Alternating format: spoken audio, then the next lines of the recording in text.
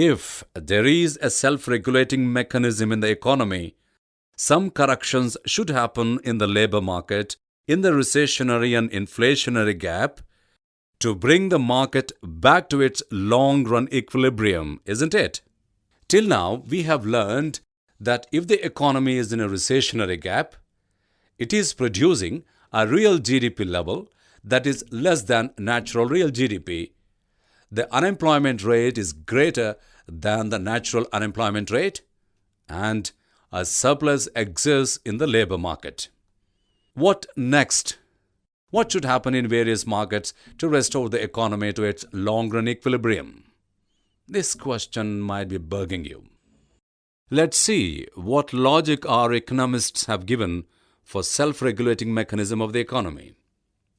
According to economists who believe the economy is self-regulating, the surplus in the labor market begins to exert downward pressure on wages. In other words, as old wage contracts expire, business firms will negotiate contracts that pay workers low wage rates. Recall from the last module that as wage rates fall, the SRAS curve begins to shift to the right, ultimately moving from SRAS 1 to SRAS 2 as in the exhibit. As a result of the increase in short-run aggregate supply, the price level falls.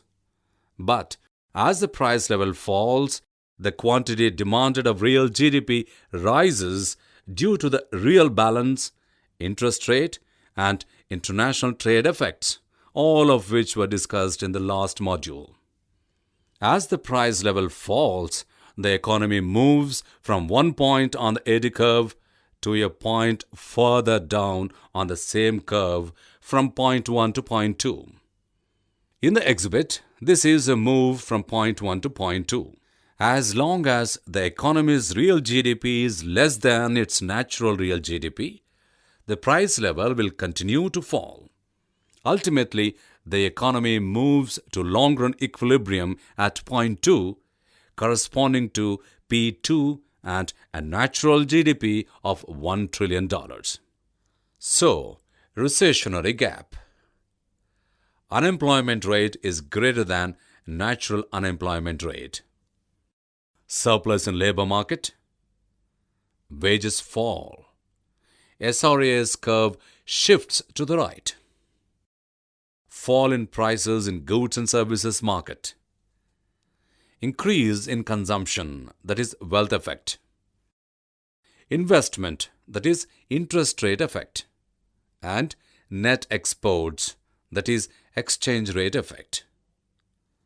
Increase in aggregate demand, and economy moves into long-run equilibrium.